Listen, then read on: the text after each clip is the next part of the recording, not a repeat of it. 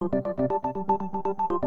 this week's G8 summit, the leaders of the world's largest economies announced the start of what some are calling a landmark deal, possibly the biggest free trade agreement of all time, setting up a multi-trillion-dollar pact between the U.S. and the European Union. We're talking about what could be the biggest bilateral trade deal in history, a deal that will have a greater impact than all the other trade deals on the table put together. British Prime Minister David Cameron, along with other EU leaders and President Obama, have touted the potential deal as one that could benefit all parties involved. Gains are expected for all of the EU's 27 member states, with the bigger beneficiaries being those that trade the most with the U.S.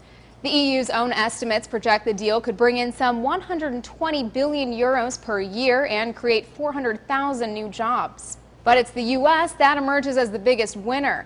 According to a widely cited study conducted by a German think tank, it found GDP per capita in the U.S. could increase by as much as 13% over the long term, compared to 5% in Europe. The potential trade deal would also bring regulations on both sides of the Atlantic onto the same page.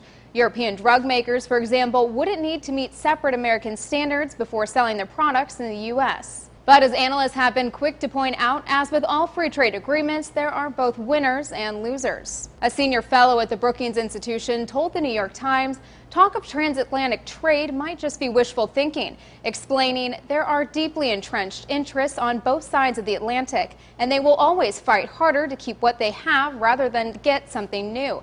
There will be small benefits for a lot of people, but big losses in certain sectors. As for those losers, experts say traditional trading partners such as Canada and Mexico can expect to see some job losses and a decline in economic growth if such a broad agreement is reached. The same goes for Eastern European nations not included in the deal. But it's not all bad news. Those in the cheese and shoe industries will come out as winners. The BBC reports policymakers will be looking for ways to reduce or completely eliminate the high tariffs placed on those goods.